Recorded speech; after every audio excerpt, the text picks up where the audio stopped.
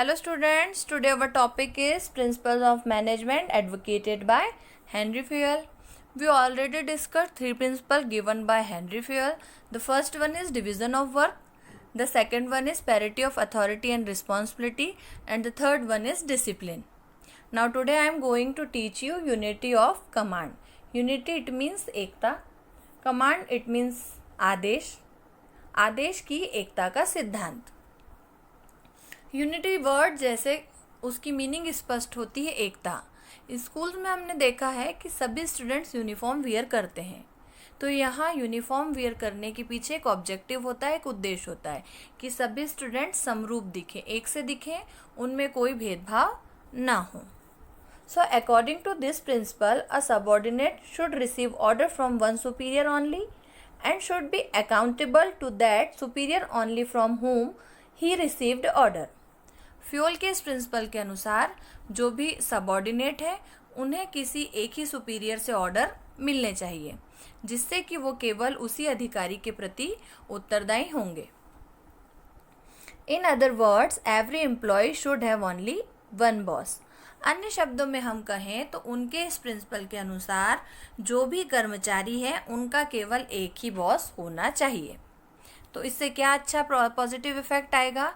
एक कर्मचारी का एक ही अधिकारी होगा तो वह उसके कार्य को बहुत अच्छे ढंग से कर सकेगा, लेकिन यदि कर्मचारी एक है और अलग अलग अधिकारियों से ऑर्डर मिल रहे होंगे तो वह किसी एक भी अधिकारी के कार्य को पूर्ण रूप से नहीं कर पाएगा. तो ये था यूनिटी ऑफ कमांड, आदेश की एकता का सिद्धांत. Now its positive effects. The first one is no confusion in mind of subordinate.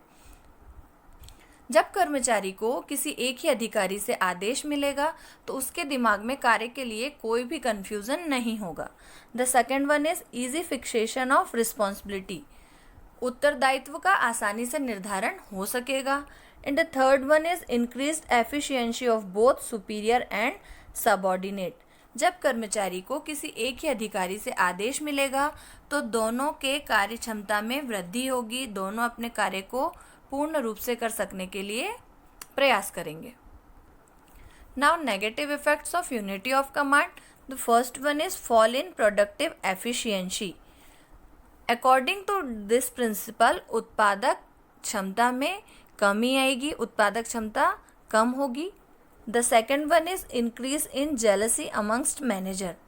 जैसा कि बताया, कर्मचारी को एक ही अधिकारी से आदेश मिलेंगे, वो दूसरे अधिकारियों के आदेश को नहीं मानेगा तो जो दूसरे अधिकारी हैं उनके मन में जेलसी की भावना उत्पन्न होगी.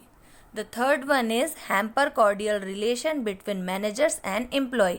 जब एम्प्लॉय दूसरे मैनेजर्स के ऑर्डर्स को फॉलो नहीं करेगा तो जो दूसरे मैनेजर हैं उसके कार्य में बाधा डालने की कोशिश करेंगे. यहाँ हैम्पर की मीनिंग होती है बाधा डालना, क्योंकि वो एक ही अधिकारी के ऑर्डर फॉलो कर रहा है, दूसरों के ऑर्डर्स को नहीं मान रहा है, तो जो दूसरे अधिकारी हैं उसके कार्य में बाधा डालने का प्रयास करेंगे. Okay, I hope you all will understand principle of unity of command, आदेश की एकता का सिद्धांत. Now next principle is fifth principle, unity of direction. Direction it means होता है निर्देश, निर्देश की एकता का सिद्धांत. This means that each group of activities having the same objectives must have one head and one plan. Fayol के इस प्रिंसिपल के अनुसार संगठन में जो भी व्यक्ति काम कर रहे हैं, जिस विभाग के अंतर्गत कार्य कर रहे हैं, उन सभी विभागों का एक सामान्य लक्ष्य होना चाहिए. इन other words, all the activities of a work unit or group should be directed towards its common objectives. जो भी अलग अलग समूह कार्य कर रहे हैं उन सभी समूह का एक समान लक्ष्य होना चाहिए और वह सभी संगठन के लक्ष्य को प्राप्त करने के लिए अग्रसर होने चाहिए. This will lead to better coordination and help in the effective management of the enterprises. जब सभी अलग अलग समूह हैं लेकिन सभी का एक ही लक्ष्य है और उसी लक्ष्य की प्राप्ति के लिए वे कार्य करेंगे तो यहाँ एंटरप्राइज में, उपक्रम में बेटर कोऑर्डिनेशन होगा, अच्छे समन्वय की स्थापना होगी. तो यहाँ यूनिटी ऑफ डायरेक्शन का मीन्स होता है कि संगठन में जितने भी व्यक्ति काम कर रहे हैं, जिस समूह के अंतर्गत कार्य कर रहे हैं, उन सभी का एक ही लक्ष्य होना चाहिए, संगठन के लक्ष्य की प्राप्ति. Now its positive effects. The first one is easy to achieve organization goal. जब सभी समूह एक ही लक्ष्य के लिए कार्य करेंगे तो संगठन के लक्ष्य की प्राप्ति आसानी से हो सकेगी. The second one is benefits of specialisation. Specialisation it means विशिष्टीकरण, जो कि हमने डिवीजन ऑफ वर्क में पढ़ा था. तो यहाँ benefit of specialisation it means विशिष्टीकरण के लाभ प्राप्त हो सकेंगे. Now it's negative effects. जैसे कि मैंने आपको बताया था कि हर चीज़ के, हर किसी विषय के दो पक्ष होते हैं. First one is positive, then second one is negative. अगर कोई सकारात्मक प्रभाव है तो उसके कुछ नकारात्मक प्रभाव भी होंगे. तो the first one is difficulty in maintaining coordination. यहाँ जैसे इस प्रिंसिपल के अनुसार संगठन के सभी समूह एक लक्ष्य के लिए काम करेंगे, तो उन सभी समूहों के बीच कोऑर्डिनेशन बैठाना, सामंजस्य बैठाना एक कठिन कार्य होगा. The second one is lack of efficiency leading to wastage. अब सभी समूह एक लक्ष्य के लिए कार्य करेंगे तो वहाँ अनुत्पादक क्रियाओं में कमी लाने की एक मुख्य समस्या होगी. And the third one is difficult to achieve organisation goal.